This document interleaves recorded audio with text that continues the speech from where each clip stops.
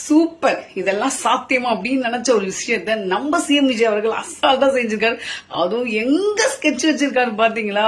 பயங்கர ஷாக் எல்லாருக்குமே. ஏன்னா இதெல்லாம் அசால்ட்டா தொடர விஷயமே கிடையாது. ஆனா இவரெல்லாம் அசால்ட்டா செஞ்சுட்டு போயிடுறாருங்க. மக்களுக்கு நான் செய்ய வரேன், இதெல்லாம் நான் செஞ்சுதான் ஆவேன், எனக்கு என்ன வேணாலும் பரவாயில்ல அப்படின்ற மாதிரி.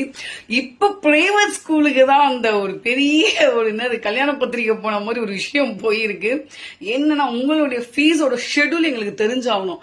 அதை நோட்டீஸ் போர்டில் நீங்க போட்டாகணும். எல்லா பேரண்ட்ஸ் எல்லா ஸ்டூடெண்ட்ஸ்க்கும் தெரியற மாதிரி இருக்கணும். அதே மாதிரி நீங்க ஃபார்ம் ஃபில் பண்றப்ப, அதுக்கப்புறம் அப்ளிகேஷன் பண்றப்ப, அப்ளிகேஷன் ஃபார்ம் வாங்குறப்ப எல்லாத்துலயுமே இந்த ஃபீஸோட டீடைல்ஸ் இருக்கணும். அதுவும் இல்லாத ஒரு சில குறிப்பிட்ட மணி தான் வாங்கணும் அப்படின்ற மாதிரியும் ஒரு ரெஸ்ட்ரிக்ஷன் வந்திருக்கு அப்படின்ற மாதிரி நம்மளுக்கும் தெரிஞ்சிருக்கு.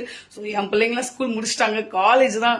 அப்ப நம்ம சிஎம் ஐயா இல்ல இல்லையா? ஸோ இப்ப குவார்டர்லியோ ஆஃப்லி ஆனுவல்லாம் வந்தப்பா எவ்வளவு ஃபீஸ் கட்டணும், எப்படி இந்த சினிமா எடுக்கிறாங்களா படம், அந்த படத்தோட ப்ரொடியூசர் முக்காவாசி பேர் பாருங்களேன் எல்லாம் காலேஜ் நடத்துறவங்க தான் இருக்கும்.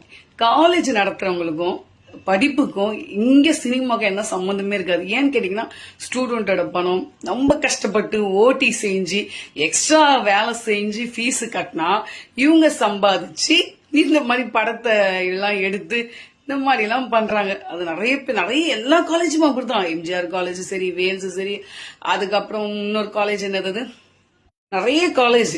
கரெக்டா? சில விஷயம் மக்களுக்கு சரிக்கு சமமா போகணும்னு நினைக்கிற ஒரு விஷயத்துல முக்கியமான ஃபர்ஸ்ட் விஷயம்னு பாத்தீங்கன்னா இந்த கல்வி. சோ அதுக்கு முதல் இம்பார்ட்டன்ஸ் தந்து அதுக்கு ஒரு சைன் போட்டு அப்படியே கத்திக்காக வச்சிருக்காரு எல்லா பிரைவேட் ஸ்கூலையும். ஆனா பெத்தவங்க மனசு குளிர வச்சிருக்கீங்க ஐயா, ரொம்ப நன்றி. இன்னும் உங்களுடைய ஒவ்வொரு நாளும் நீங்க என்னென்னலாம் நடவடிக்கை எடுக்கிறீங்க அப்படின்றது எங்களுக்கு ஒரு பெரிய சர்ப்ரைஸா இருக்கு.